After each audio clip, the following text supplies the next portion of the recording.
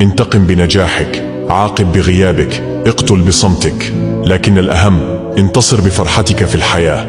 فكر قليلا، كم مرة حاولت أن تشرح نفسك لشخص لم يكن ينوي أن يفهمك أبدا؟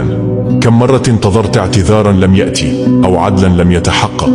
كم مرة تألمت من الظلم لكنك كنت عاجزا عن الرد؟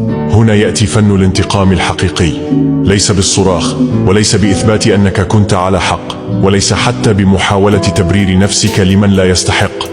الانتقام الحقيقي هو أن ترتفع فوق كل ذلك، أن تنجح، ليس لأنك تريد أن تريهم، بل لأنك تريد أن ترى نفسك في المكان الذي تستحقه.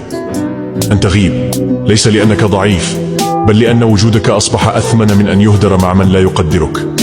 أن تصمت، ليس لأنك لا تستطيع الكلام، بل لأنك تعرف أن صوتك لا يهدر على من لا يستمع.